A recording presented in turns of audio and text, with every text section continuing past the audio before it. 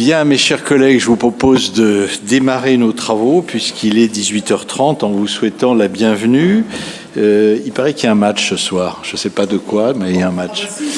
Bon, je vous propose de démarrer nos travaux en vous souhaitant la bienvenue, en constatant que l'immense majorité de nos collègues des conseillers sont présents. Je donne Madame Hervu a donné pouvoir à Monsieur Comet et j'ai reçu le pouvoir de Monsieur Maria. Si Madame Devara accepte d'accepter le secrétariat de séance, elle en sera remerciée, elle sera assistée en tant que qualité de secrétaire auxiliaire. C'est le titre, je suis désolé, c'est un peu administrativement barbare, mais de Monsieur Riwal, directeur général des services, qui est à l'extrême droite de la table qui est derrière nous.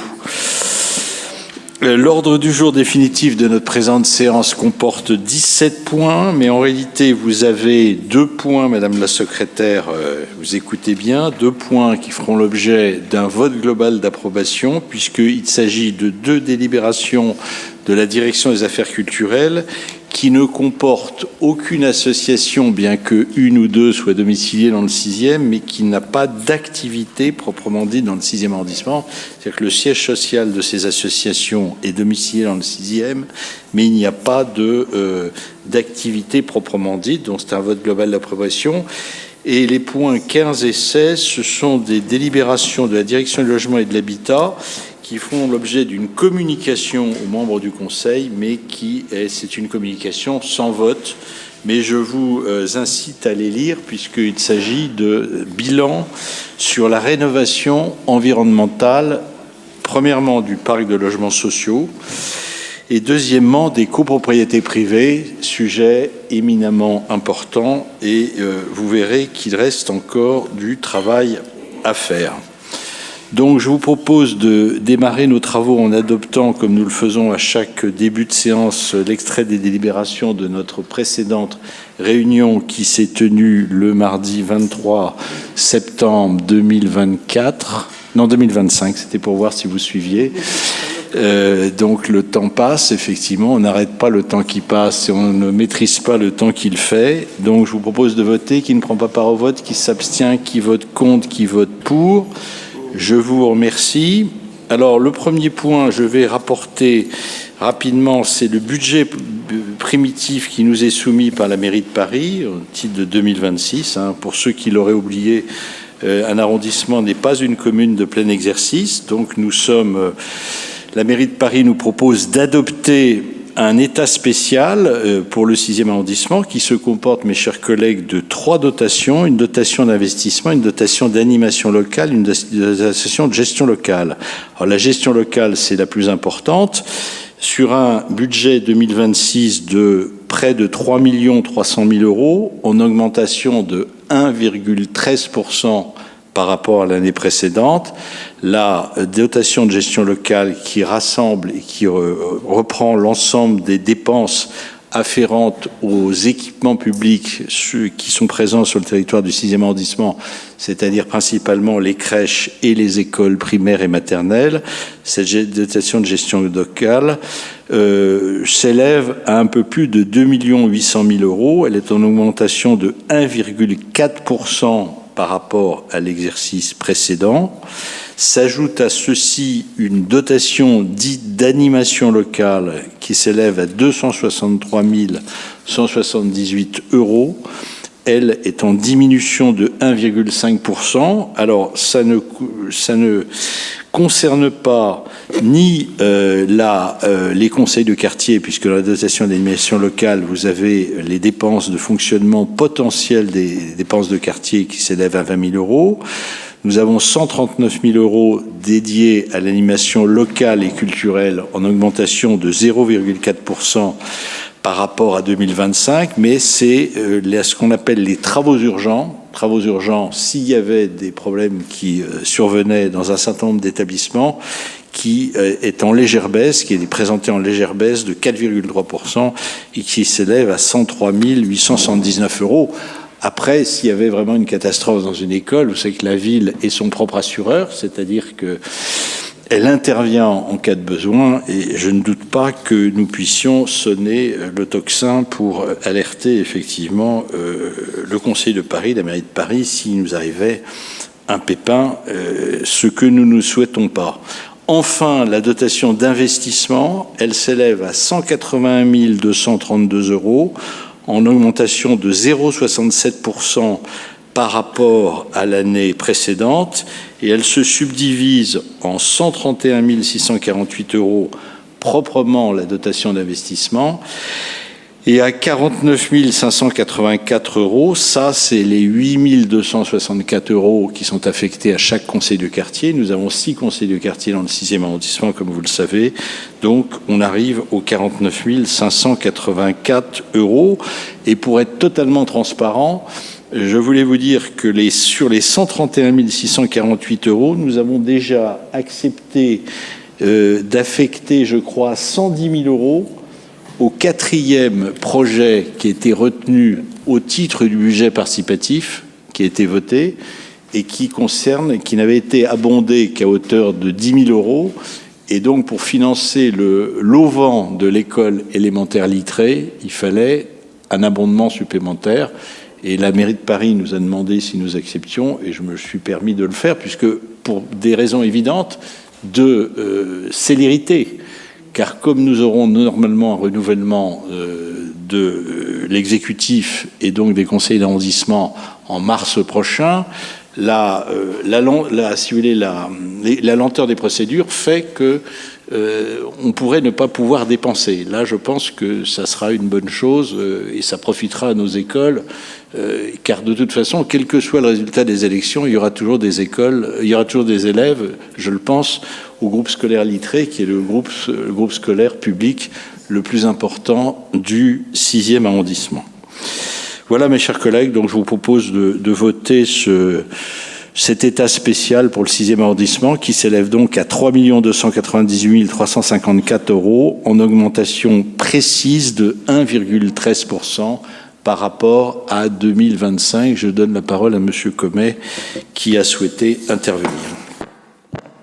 Oui, merci Monsieur le maire. Juste une petite question sur la section fonctionnement des conseils de quartier. Donc on retrouve les 19 836 € exactement comme l'année dernière. Par contre, leur ventilation dans différentes lignes est totalement différente. On y trouve de la fourniture de petits équipements, des réceptions, les catalogues passent de 2 900 € à 8 600. Et donc, je ne comprends pas pourquoi cette affectation est différente de ce qu'elle était l'année dernière, et je voulais surtout savoir si elle était contraignante ou si elle était là pour faire beau, quoi. Et bien de la répartition 2026. Potentiel 2026. Oui, tout à fait.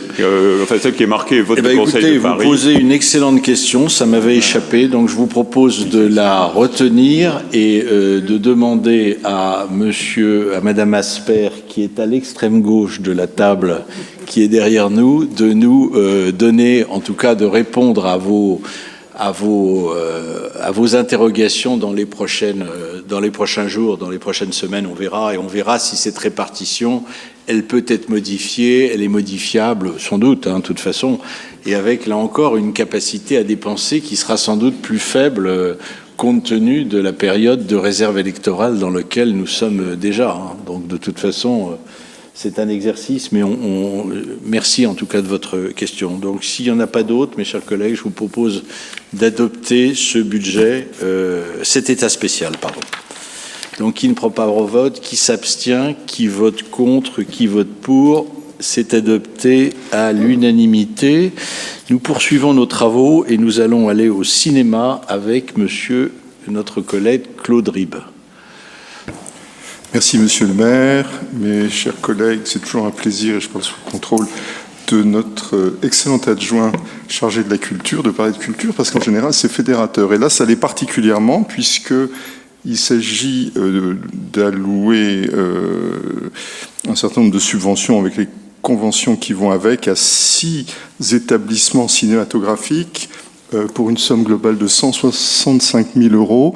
Et je me félicite de voir que sur ces 65 000 euros, 98 000 euros, c'est-à-dire un peu plus de 59%, reviennent au 6e arrondissement, et c'est bien normal avec tous les écrans qui s'y trouvent.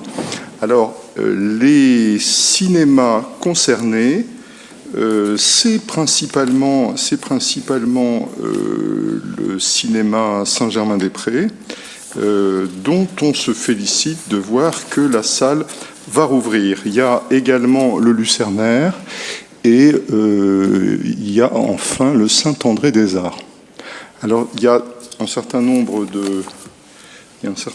de travaux qui sont en cours au Saint-Germain-des-Prés. Vous savez que c'est un cinéma mythique qui a ouvert en 1969, qui a connu un certain nombre de vicissitudes, mais la salle est toujours là, est toujours très belle. Il y a énormément de travaux à refaire, aussi bien à l'intérieur qu'à l'extérieur, pour la moderniser.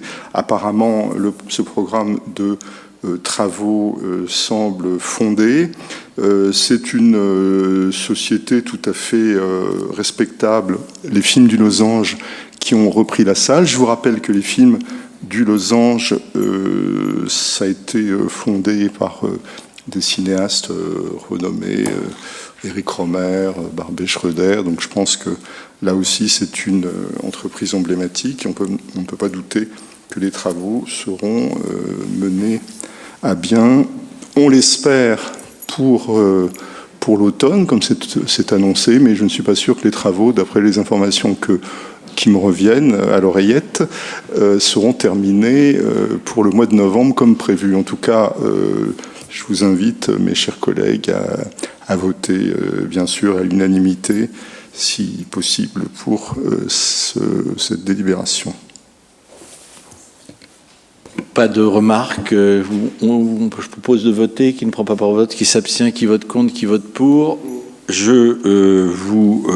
La délibération est adoptée. Et nous allons passer maintenant aux associations de commerçants. Iris Berthemier.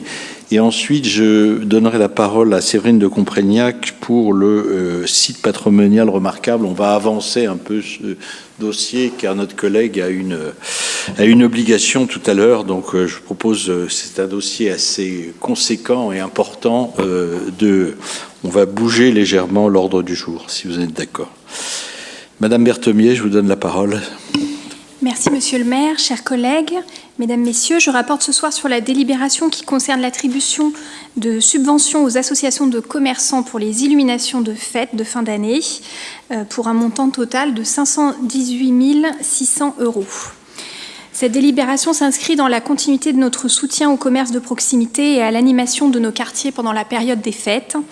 Comme les années précédentes, nous accompagnons les associations de commerçants qui souhaitent embellir leurs rues et créer une atmosphère festive propice à l'activité commerciale. Dans notre arrondissement, 5 associations sont concernées. L'association Saint-Placide Cherche Midi qui recevra 6 100 € pour l'illumination de la rue Saint-Placide.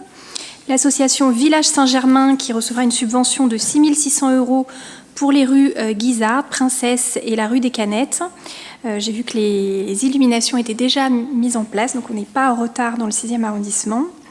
L'association des commerçants de quartier Odéon qui bénéficiera de 4 900 € pour la rue de l'Odéon. L'association Avenir Quartier Latin qui recevra 6 000 € pour l'illumination des rues Saint-André-des-Arts, Debussy, Ancienne Comédie, Mazarine et Dauphine. Et enfin, l'association Reine Notre-Dame-des-Champs, c'est une nouvelle association de commerçants qui recevra une subvention de 3 000 € pour la section située entre le métro Saint-Placide et la rue de Fleurus. À vous signaler que l'ensemble de ces subventions représente environ 30% des budgets d'opération. C'est un levier qui est important pour les associations de commerçants. L'objectif est évidemment de rendre Paris plus belle à la période des fêtes. Et à noter également que le conseil de quartier, un conseil de quartier, Notre-Dame-des-Champs, je crois, a alloué à l'association de commerçants Vavin-Bréa une subvention également, puisqu'elle n'a pas pu en bénéficier de cette année dans le cadre de la ville de Paris.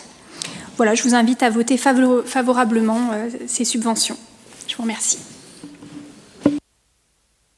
S'il n'y a pas de prise de parole, je vous propose de suivre le rapport excellemment rapporté par défendu par Madame, notre collègue Iris Berthemier. Donc, même vote, peut-être, même vote, favorable? Eh bien, je vous remercie. Donc, je propose maintenant de donner la parole à Madame de Comprignac, Séverine de Comprignac, pour traiter de la DU 210. Merci beaucoup, Monsieur le maire, et pardon pour ce chamboulement de l'ordre du jour. Alors, cette délibération, c'est la suite d'une précédente de juin dernier pour la création de ce qu'on appelle un SPR, le site patrimonial remarquable Rives de la Seine. Jusqu'à aujourd'hui, en fait jusqu'au début de ces études de juin, on a le 7e arrondissement et le Marais, qui sont des sites patrimoniaux remarquables. Et en fait, à la fois l'État et la ville ont souhaité aller plus loin dans cette démarche. Et donc c'est ce qu'on a fait en appuyant sur le bouton en juin. Et là, on va un tout petit peu plus loin. C'est pour la protection, la conservation, la mise en valeur de ces quartiers. Et aujourd'hui, on prendrait donc les 7 premiers arrondissements, auxquels on ajoute alors ils sont un peu séparés parce qu'ils touchent pas la Seine. C'est pour ça qu'il y a les 7 qui sont en lien avec c'est le lien ville-fleuve. Et ensuite, on y ajoute le 8e, le 12e, le 13e, le 15e et le 16e. Donc ce qu'on vous propose aujourd'hui, c'est ce qu'on va faire au prochain Conseil de Paris, c'est d'approuver la demande de classement de ce nouveau, ce qu'on appelle donc SPR, site patrimonial remarquable. Il y a tout un travail d'analyse des biens et du tissu urbain, de réflexion sur l'histoire de Paris qui est mené, qui a déjà bien commencé, pour mettre en évidence la pertinence du périmètre. Voilà, je ne vais pas rentrer dans tous les détails, mais ça correspond au cœur historique de Paris. Ça coïncide avec l'aire urbanisée du 18e, qui ensuite a été modifiée au 19e et au 20e. Mais ça met en avant la qualité exceptionnelle du patrimoine urbain, architectural, paysager, et ça conserve l'intégralité des 5 premières enceintes de Paris. Donc on est vraiment dans le Paris historique qui remonte à très très loin. Pour aller droit au but, donc si on approuve cette délibération, si le Conseil de Paris l'approuve dans 15 jours, les services de l'État seront saisis, les bâtiments de France, pour qu'ensuite la ministre de la Culture décide de la création de ce site remarquable. Voilà. Ça comprend aussi les places Dauphine, des Vosges, la place des Victoires, la place Vendôme, la place de la Concorde. Voilà, c'est vraiment le bâti le plus ancien de Paris. Je ne sais pas si c'est très visible. C'est tout petit, mais là c'est Paris, et là ce qui est en rouge, voilà, c'est ce qui, voilà, donc c'est illisible, ok. Voilà, donc si on le vote, on transmet à l'État, qui ensuite gère la suite, jusqu'à ce que la ministre de la Culture décide de l'approbation de cette affaire. Et voilà. Tout ceci pour répondre à la demande de l'UNESCO, puisque vous rappelez qu'il y a une vingtaine d'années... C'est le patrimoine mondial. C'est le patrimoine mondial, qu'on avait traité, si vous voulez, les berges stricto sensu avec les quais à proximité. Le Marais, bien sûr, qui était pleinement concerné, comme notre collègue nous l'a rappelé, et le 7e arrondissement. Donc là, le périmètre est plus large, c'est plus cohérent. Alors ça n'empêchera pas, effectivement, les constructions. On n'étend pas les zones spécifiques du Marais et du 7e arrondissement, qui sont très contraignantes sur les intérieurs, mais ça permet d'avoir une certaine cohérence dans le cadre, effectivement, du Paris que nous aimons. Donc je pense qu'on peut effectivement... Mais c'est pas une affaire terminée. Hein. C'est une longue procédure. C'est un travail considérable. On avait lancé, là on fait un point d'étape, et ensuite c'est une procédure particulièrement longue. Absolument. Bien que s'il n'y a pas de prise de parole, non, on est convaincu de la... Je vous propose de voter favorablement, donc qui ne prend pas part au vote, qui s'abstient, qui vote contre, qui vote pour.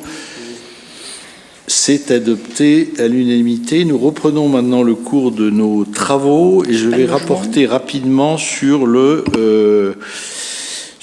clôture des opérations Vital Quartier. Alors ça, c'est de la DAE, c'est-à-dire c'est une délibération qui a trait à la direction des activités économiques, Alors, c'était une délibération assez longue et assez touffue, mais je voulais simplement essayer de la résumer en vous rappelant qu'il y a quelques années, la ville de Paris souhaitant en quelque sorte aider dans un certain nombre de quartiers le commerce parisien.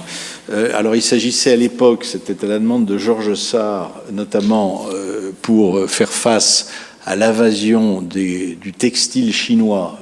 Shine n'existait pas à l'époque.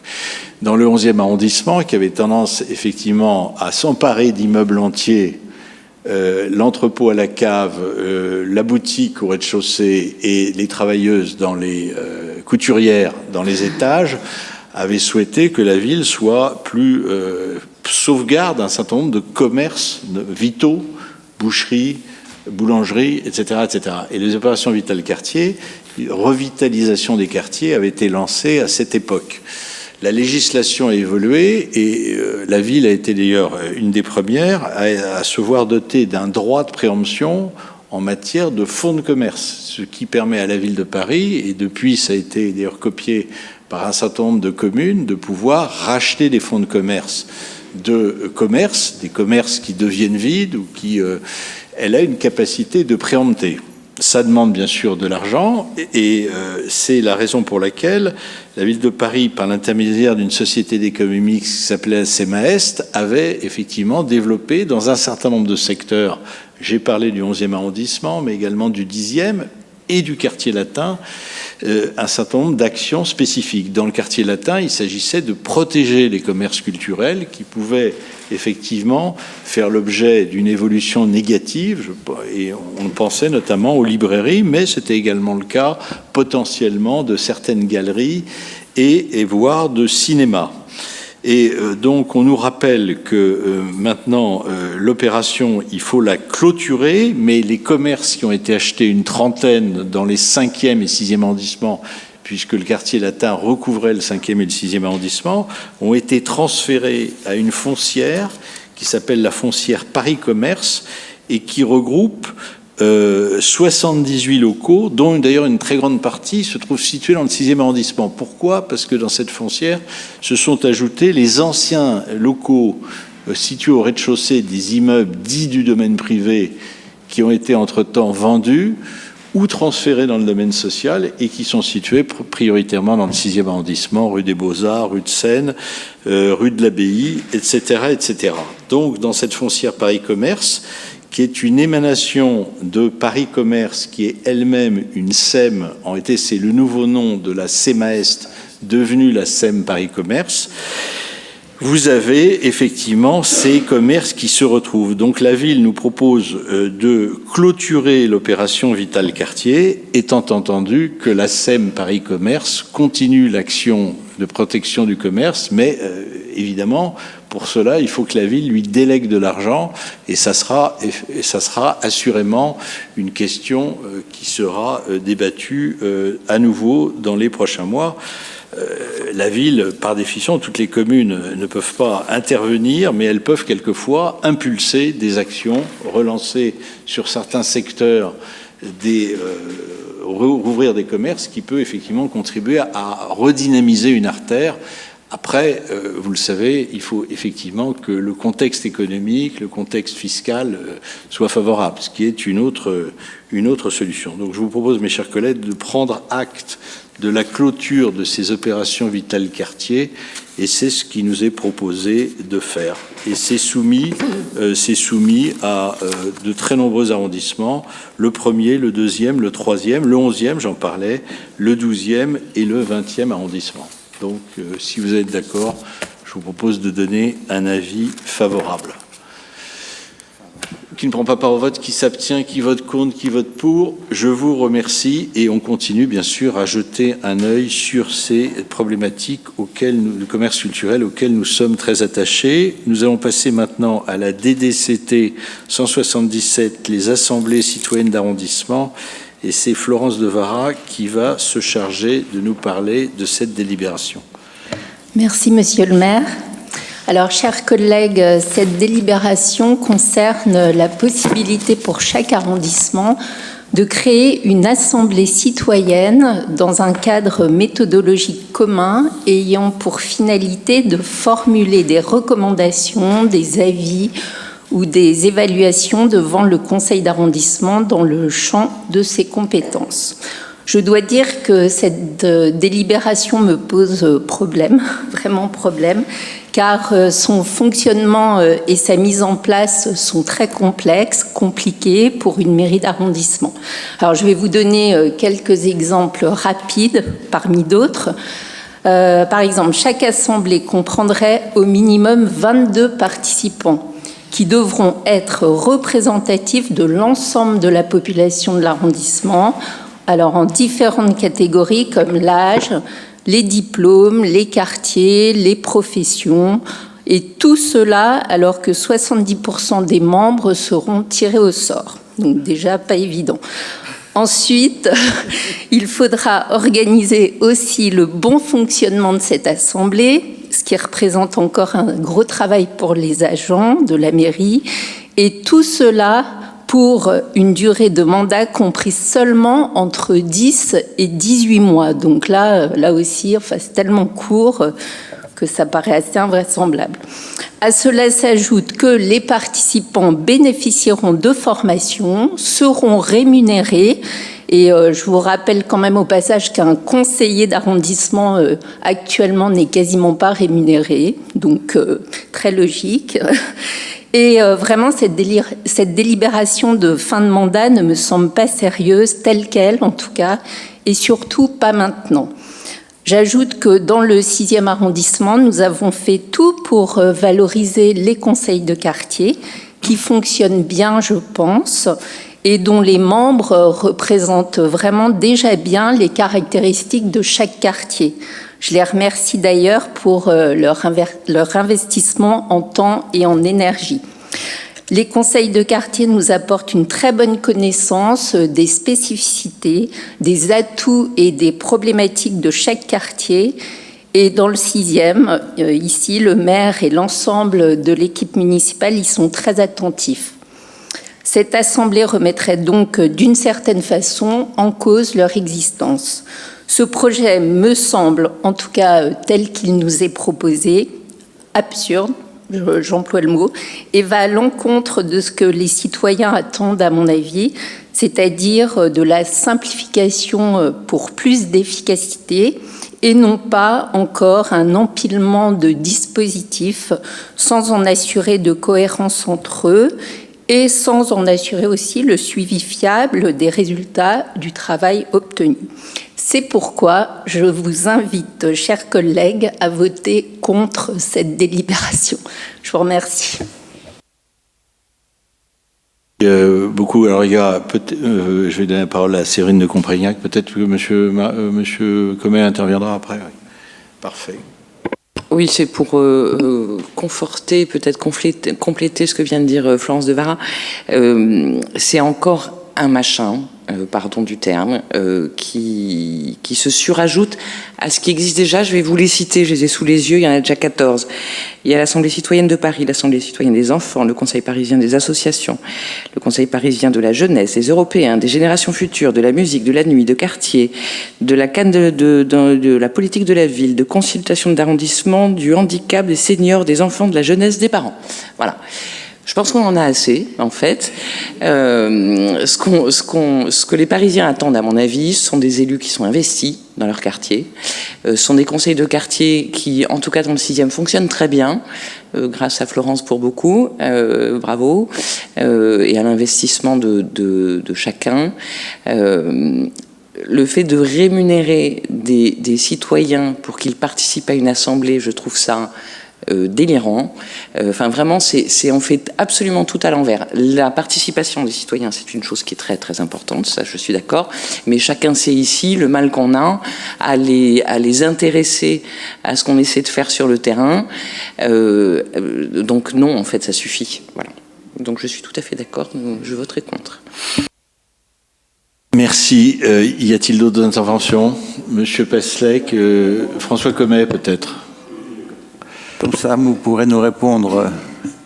Non, je pense qu'il s'agit d'une dénaturation de la démocratie participative.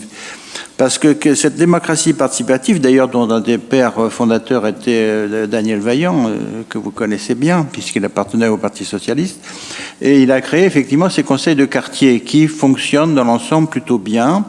Et la démocratie participative a aussi un autre succès, c'est le budget participatif.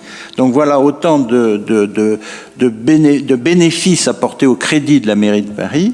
Mais en revanche, comme l'a très bien dit Séverine de Comprégnac, a rajouté cette espèce donc d'objet non identifié, mais qui comporte, vous l'avez dit, beaucoup de points plus qu'absurdes, complètement, je dirais, contre nature, à savoir, on n'a pas, bien évidemment, à rémunérer des citoyens pour faire partie d'une assemblée. D'ailleurs, à quoi servirait-elle?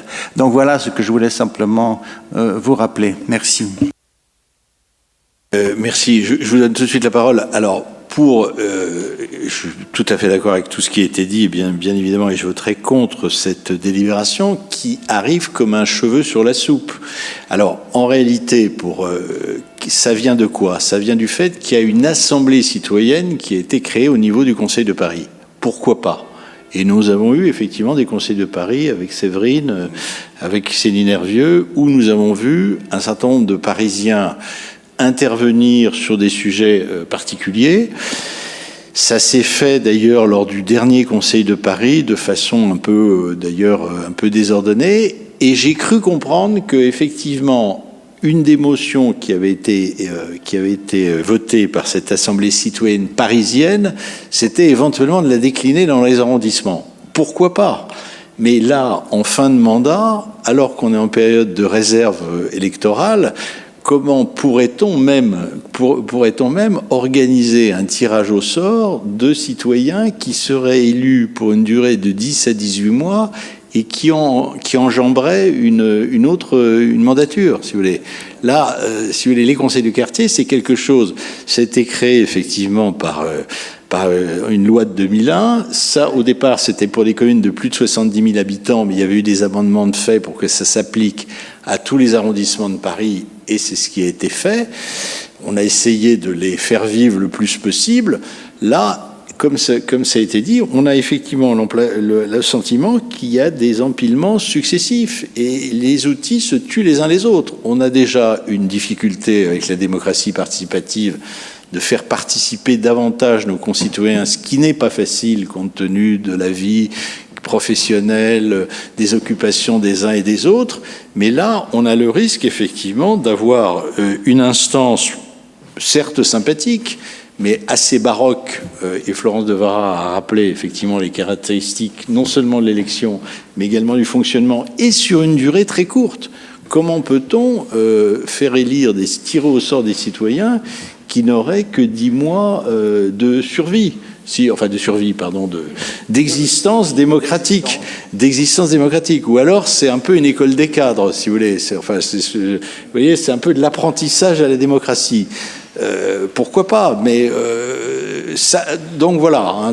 Moi, je pense que c'est toujours sympathique de vouloir faire participer davantage les gens. Encore faut-il que ce soit cohérent, que ça ne mette pas en cause les outils de démocratie existants, et que ça soit en plus cohérent avec les échéances qui sont les nôtres dans le contexte compliqué que nous avons. Voilà, c'est pour ça que je m'associerai effectivement à ce vote négatif, mais après c'est une affaire qui sera reprise peut-être par la suite. Voilà. Monsieur Comet, vous voulez intervenir? Mais vous n'êtes pas forcé. Hein. Je voudrais essayer de peut-être expliquer pourquoi cette initiative n'est ni contre nature, ni ridicule, ni baroque, et surtout qu'elle ne remet pas en cause du tout les conseils de quartier. Enfin, je ne comprends pas pourquoi on mélange les deux. Les conseils de quartier ont des attributions qui sont extrêmement définies, parfaitement définies. Ce que ferait cette éventuelle assemblée citoyenne, c'est quelque chose de tout à fait différent. D'ailleurs, vous en avez vu une fonctionnait, vous le disiez vous-même, monsieur le maire, au niveau du Conseil de Paris. Donc là, la proposition qui est faite, c'est effectivement de dire, puisqu'au Conseil de Paris, a priori, il s'est fait un certain nombre de choses, il y a eu un certain nombre de propositions intéressantes. Est-ce que ça vaut pas la peine de le faire dans les arrondissements? J'ajoute d'ailleurs que c'est un outil supplémentaire, et c'est tout, mis à la disposition des arrondissements. Ils peuvent s'en saisir ou ne pas s'en saisir. Et on sait très bien que probablement, il y a un certain nombre d'arrondissements qui s'en saisiront et d'autres qui considéreront qu'il n'y en a pas besoin. L'idée de le présenter en fin de mandature, ça veut dire tout simplement que s'il se passe quelque chose et si quelqu'un veut faire, si un arrondissement veut faire une assemblée citoyenne d'arrondissement, ça sera la mandature suivante qu'il le fera. On va évidemment pas voter, désigner des gens et courir entre le mois d'octobre et le 15 mars. Donc on est en train de parler de choses qui seront éventuellement mises en place par les nouvelles mandatures dans les différents arrondissements. Sur l'indemnité, là, vous sautez en l'air en disant l'indemnité, c'est scandaleux. Moi, j'ai compris que cette indemnité, c'était juste un défraiement du fait que on formait les gens. Dans l'Assemblée citoyenne, il y a normalement des sujets sur lesquels on travaille, et quand on tire au sort des gens qui acceptent d'être volontaires et de faire part de ce qu'ils ressentent ou de comment ils voient les choses, on est bien obligé de les former un peu au sujet dont on a parlé. Donc ça me fait penser d'ailleurs à l'Assemblée qui avait été mise en place au niveau gouvernemental pour la fin de vie. C'était pareil, il faut d'abord former les gens et ensuite on profite du fait qu'ils ont certaines places dans la société qui leur permet de réagir d'une façon ou d'une autre, de voir le problème d'une façon ou d'une autre, mais encore faut-il que le problème au départ soit explicité. Et d'où la formation, et il me semble, de ce que j'ai compris et de ce que j'ai lu, que le seul défraiement, c'est défraiement pour la formation. Donc je ne pense pas que ce soit aussi terrible que ce que vous le dites. C'est un outil supplémentaire, et en ce qui me concerne, évidemment, je voterai pour. Merci. Alors, chacun s'est exprimé. On n'est pas contre la démocratie, bien évidemment, mais je dirais qu'on en reparlera. Comme vous l'avez dit, on en reparlera. Et je pense que si cette assemblée citoyenne devait être mise en place, il faudrait qu'elle soit mise d'ailleurs sur une durée plus longue pour qu'elle soit plus facilement opérationnelle. Donc, je vous propose de voter. Madame de Comprégnac a pris, elle vous a donné un pouvoir à Iris Berthomier. Donc, qui ne prend pas part au vote? Qui s'abstient? Qui vote pour? Donc, avec le pouvoir de Madame Hervieux. Qui vote contre avec les pouvoirs respectifs? Donc, la délibération n'est pas adoptée. Nous continuons nos travaux et je donne la parole à Madame Arielle Bocan à 2 reprises. Oui, merci Monsieur le maire, chers collègues. Oui, donc cette délibération porte sur le sport senior en plein air, hérité des Jeux Olympiques. 7000 Parisiens aujourd'hui y participent, et cela surtout depuis que cette action a été mise en place en 2021. Alors, il s'agit d'entraîner les plus de 55 ans dans une activité physique. Et on peut signaler que l'activité physique, quelle qu'elle soit, permet de retarder la dépendance de 6 ou 7 ans. Paris Senior en plein air Sport Senior en plein air, complète l'offre publique en s'appuyant sur des associations existantes et permet ainsi de créer des ponts entre l'offre en régie de la ville de Paris et l'offre associative. La ville de Paris propose la reconduction de son soutien financier de 150 000 € avec la reconduction de 23 projets et 6 nouveaux projets. Nous sommes concernés par l'association Hustle Paris qui fait partie de ce dispositif depuis l'année dernière et on nous propose 6 000 € pour cette association. Alors cette association propose pour les seniors donc de la marche nordique, du yoga, de la gym douce, et cela au Luxembourg pour ce qui nous concerne, ou autrement au parc Montsouris. Donc je vous demande de bien accepter cette subvention de 6 000 €. Pas d'intervention, je vous propose de voter. Donc, qui est pour? Merci, c'est adopté. Je redonne la parole à Madame Ariel Bocan. Oui, je trouve. Alors, le dispositif Paris Jeunes Vacances soutient les jeunes de 16 à 30 ans pour partir en vacances seuls ou avec des amis en offrant des chèques vacances de 200 €. Au regard du succès de l'événement, la ville de Paris a décidé d'augmenter le nombre de bénéficiaires en cours d'année, passant pour le 6e arrondissement de 22 chèques cadeaux à 27 chèques cadeaux. Nous avions voté 22 chèques le 2 avril 2024 et donc aujourd'hui on nous propose de voter 5 chèques en plus pour permettre à 5 jeunes de l'arrondissement de partir en vacances, ou tout au moins de les soutenir dans leur budget. Nous avons fait une commission pour choisir ces 5 bénéficiaires le vendredi 17 octobre. Mais ce que je voudrais quand même souligner, c'est que le montant n'est pas du tout en adéquation avec les demandes des jeunes. Au départ, c'est un dispositif qui avait beaucoup de mal à se mettre en place, surtout dans notre arrondissement. Et là, sur l'année, nous avons eu 231 dossiers avec 27 chèques vacances. Il faut savoir, par exemple, que dans le 15e ou le 17e, ils ont eu plus de 1300 demandes, je crois, pour 55 chèques vacances. Donc la ville de Paris se rend bien compte qu'on arrive au bout du dispositif et elle s'interroge sur la suite à donner à ce dispositif. Je vous demande néanmoins de voter cette subvention supplémentaire de 1 000 € pour l'arrondissement, puisque ça permettra quand même d'aider 5 jeunes à partir en vacances. Je vous remercie. Merci, Madame la maire. Donc, je vous propose de voter. Qui est pour? Chacun est d'accord? Bon, voilà. Donc, Madame Bocan est satisfaite. Je vous propose de passer à la DLH 280 en donnant la parole à notre première adjointe. Merci. Pardon. Je serai brève. Et pour parler de cette délibération qui a pour objet d'approuver la participation financière de la ville de Paris à un programme conduit par Élogie Siemp au 17 rue de Seine dans le 6e arrondissement. Alors ce projet s'inscrit dans le plan climat, air, énergie territoriale de la ville et poursuit 2 objectifs. D'une part, la création d'un îlot de fraîcheur contribuant à la lutte contre les îlots de chaleur urbains et d'autre part, l'amélioration de la qualité de service pour les locataires du parc social. Concrètement, l'opération permettra la végétalisation de 20 mètres carrés de toiture. Là, je ne sais pas si ce terme existe, mais la désimperméabilisation de 49 mètres carrés et l'installation de 21 occultants destinés à limiter les surchauffes estivales.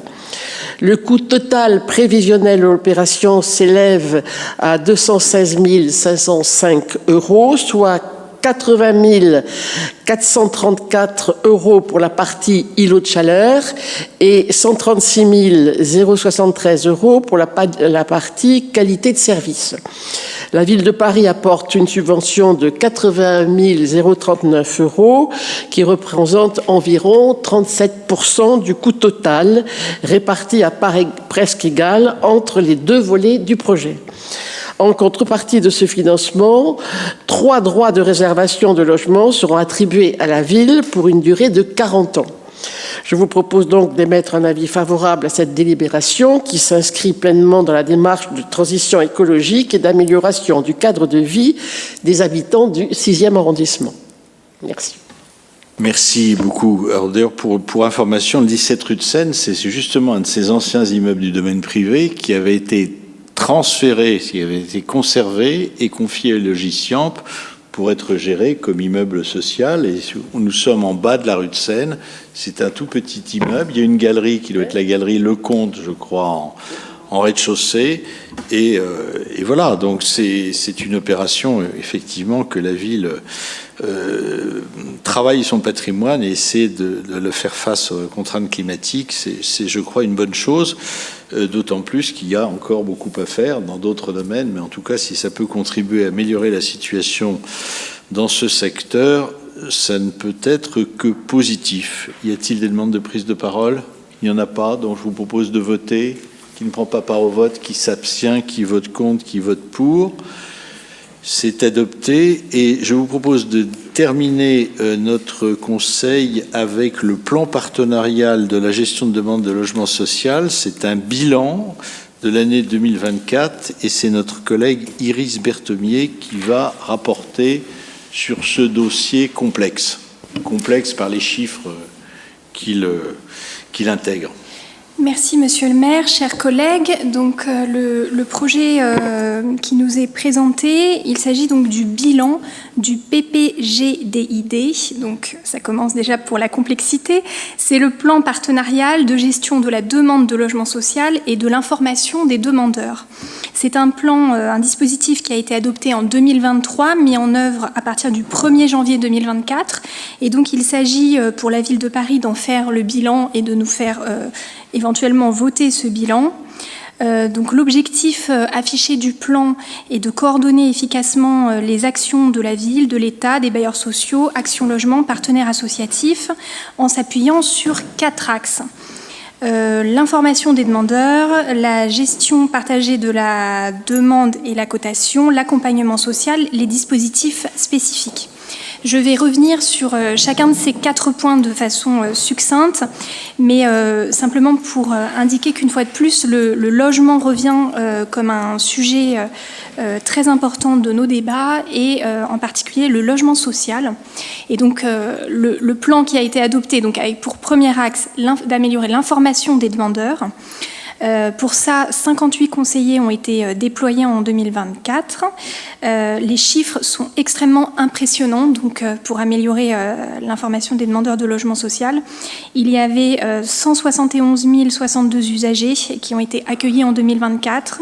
Il y a eu 90 000 rendez-vous réalisés. 80% des démarches sont effectuées en ligne. Voilà, avec un renouvellement de demandes à plus de 88 000 demandes renouvelées, c'est énorme, et un peu moins de 30 000 nouvelles demandes. Voilà, on a même les chiffres de combien de personnes se sont connectées sur le site adéquat paris.fr, combien de courriers ont été traités. Donc voilà, vous avez les infos, plus de 5 000 courriers traités pour faire des réclamations au service de la ville. Donc l'information aux demandeurs était le premier axe de ce plan. Le deuxième axe était lié à la cotation, puisque la cotation des demandes de logement social a été complètement refondue. Et donc, désormais, il y a une nouvelle grille de cotation qui a été déployée depuis le 1er janvier 2024. Tout ceci a mené à une large campagne de communication de la part des services. On nous cite également des chiffres qui sont énormes. 270 000 SMS envoyés, 20 000 courriers, énormément de connexions aux services en ligne. Les résultats qui sont mis en avant dans le bilan concernent par exemple les ménages DALO qui représentent 8% des demandeurs de logement social et qui représentent 30% des attributions au final. Les familles monoparentales qui représentent 18% des demandeurs et qui représentent finalement 22% des attributions. Et évidemment une cotation en fonction du prix au mètre carré du logement social. Le troisième axe, c'est l'accompagnement social. Rassurez-vous, je serai rapide, mais simplement pour vous indiquer que 6 400 ménages ont bénéficié d'un accompagnement social. C'est le programme piloté par l'État qui s'appelle Accompagnement vers et dans le logement. Voilà, ça a permis 350 relogements effectifs, mais tout ça s'inscrit dans une démarche globale où il y a des diagnostics, où les ménages sont accompagnés vers le logement, souvent des ménages qui parfois sont assez éloignés en fait des procédures et qui permettent de de reprendre un circuit.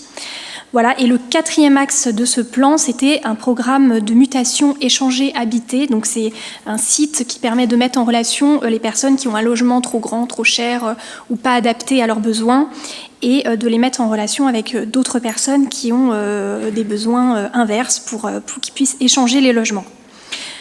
Voilà, donc c'est un bilan extrêmement positif que la ville dresse de son propre plan, un bilan que l'on peut tempérer puisque évidemment on ne peut pas se satisfaire du nombre de demandeurs de logements que nous connaissons actuellement.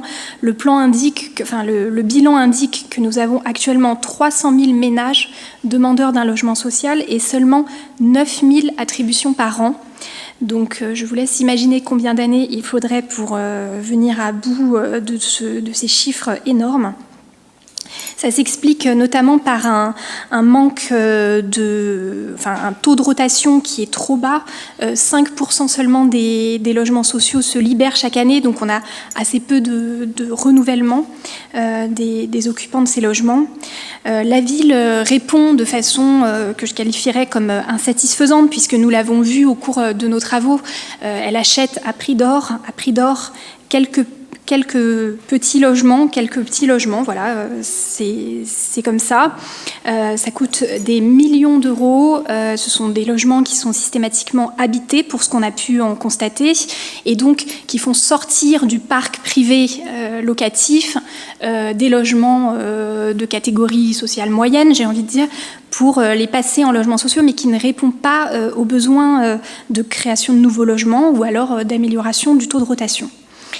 Voilà, donc évidemment mes commentaires ne sont pas au détriment des équipes dont nous saluons le travail, la mobilisation. Ils tiennent ici des permanences au RIF, au rez-de-chaussée, plusieurs fois par semaine, et donc nous saluons évidemment le travail qui a été réalisé par l'administration, et notamment la meilleure coordination entre les services de l'État, les services de la ville et les accompagnements qui ont suivi. Voilà, au contraire, on soutient évidemment les équipes, mais c'est le pilotage politique de la ville qui pose question, qui me semble lacunaire, et pour ces raisons, je m'abstiendrai sur cette délibération. Merci ma chère collègue. Je vous suivrai dans votre orientation. Y a-t-il des demandes de prise de parole ? Alors je voulais vous signaler qu'on a, si je me rappelle bien et je me tourne vers la DGS, de mémoire, c'est le lundi matin et le jeudi matin également, que vous avez effectivement au relais information famille au rez-de-chaussée de la mairie en allant vers le 19 rue Madame. Vous avez des agents spécifiques qui viennent de la direction du logement et d'habitat qui se trouve avenue de France dans le 13e arrondissement et qui viennent effectivement répondre aux besoins des usagers, donc qui sont spécialement formés pour cette fonction. Et ça, c'est une bonne chose, parce que c'est un travail complexe, arriver à les orienter, demander aux personnes effectivement de remplir un questionnaire, de savoir leur expliquer s'ils sont éventuellement droit au logement opposable, s'ils ne le sont pas, quelle est leur situation, etc. Ça nécessite du doigté, ça nécessite de la compréhension et ça nécessite également de la confidentialité. Donc ça, c'est une très bonne chose. Et ça ne repose pas spécifiquement sur les agents de la mairie d'arrondissement, ce qui fut le cas dans le passé. Ça, c'est une bonne chose. Après, les logements, effectivement, on ne les multiplie pas, c'est comme les pains, et c'est une autre affaire. Y a-t-il une demande de prise de parole ? Monsieur Comet ? Oui, ce sur quoi on nous demande de voter ici ou de prendre acte, c'est le plan partenarial de gestion de la demande du logement social et d'information des demandeurs, et pas la politique de la ville de Paris en termes de logement. Donc je ne comprends pas très bien votre abstention, d'autant plus que vous couvrez les agents de louange et vous dites que ce qui s'est fait actuellement est quand même bien mieux que ce qui était avant, et qu'on a beaucoup progressé sur l'information des gens. Donc moi je ne vois pas de raison de m'abstenir ou de voter contre, donc je voterai pour. Je voudrais quand même faire un petit commentaire, mais là qui était tout à fait particulier, c'est la plateforme, le dispositif échangé habité. Je lis dans le rapport qu'il a permis 336 mutations à Paris pour 5 millions de visites. Donc je pense que là, il y a encore des choses à faire et je pense que c'est un dispositif sur lequel il y aura probablement intérêt à travailler, mais qui est apparemment difficile à mettre en œuvre. Mais, Simplement pour répondre, il y a 11 bailleurs, je crois, et donc il y a une coordination entre les bailleurs qui apparaît pas forcément simple. Et puis, il est peut-être difficile de trouver une bonne... Enfin, j'imagine qu'il y a beaucoup de demandeurs de logements plus grands et pas forcément beaucoup plus chers, alors qu'il y a peut-être moins de personnes qui sont disposées à quitter un logement trop grand pour eux. J'imagine que c'est les raisons. Après, faudra-t-il effectivement encore améliorer le système? On a par exemple sur les locaux commerciaux, on a maintenant une plateforme commune aux différents bailleurs. Est-ce qu'il faudra par exemple que la plateforme d'échange soit commune aux bailleurs? Ça sera peut-être une possibilité, avec, comme l'a dit notre collègue, effectivement la tendance de nos concitoyens effectivement à avoir du mal à échanger ou de vouloir un arrondissement particulier plus qu'un autre. Parfait. Donc, mais grâce à votre vote favorable, la délibération va être adoptée. C'est une satisfaction. Il faut bien quelquefois se différencier. Donc, je vous propose de voter. Donc, qui ne prend pas part au vote? Qui s'abstient? Qui vote contre? Qui vote pour? Avec les pouvoirs. Donc, la délibération est adoptée. Mes chers collègues, je vous propose d'achever nos travaux par un vote global d'approbation. Et je voulais dire aux petites affaires diverses que la réunion sur l'opération Saint-Côme est en cours d'arrêt et normalement ça pourrait être le vendredi 21 novembre à 14h rue de l'École de médecine. Mais je vous le confirmerai bien volontiers pour que vous puissiez éventuellement solliciter, vous nous direz si vous sollicitez sans doute Monsieur Rubin ou peut-être pour qu'on puisse effectivement regarder cette opération et surtout, bien sûr, comme dans toute opération immobilière, voir où peuvent se loger éventuellement l'aire de chantier. Voilà ce que je voulais vous dire. Et là, on nous distribue les deux délibérations. La communication son vote, donc les deux délibérations afférentes à la rénovation environnementale du parc de logements sociaux et de rénovation des copropriétés. Si vous n'avez rien d'autre, je vous propose de nous séparer et de nous retrouver le mardi 2 décembre 2025 à 18h30.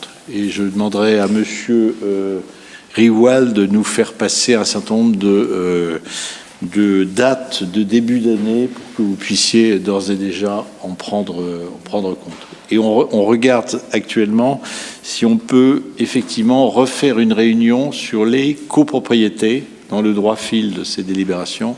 On peut refaire une réunion sur les copropriétés, notamment comme celle qui avait eu lieu au cours des 2 dernières années. C'est un sujet qui est plutôt technique, qui n'est pas très politique, qu'on peut aborder en période, me semble-t-il, de réserve électorale et qui nous permettrait, à une époque de l'année où en général les gens réfléchissent alors que les assemblées générales de copropriété, par définition, ont tendance à se réunir entre mai et l'été suivant, ça permettrait peut-être d'avancer dans ce domaine complexe. Si vous êtes d'accord. Et si, bien sûr, l'agence de climat peut nous apporter son soutien. Je vous souhaite à tous et à toutes la meilleure soirée possible.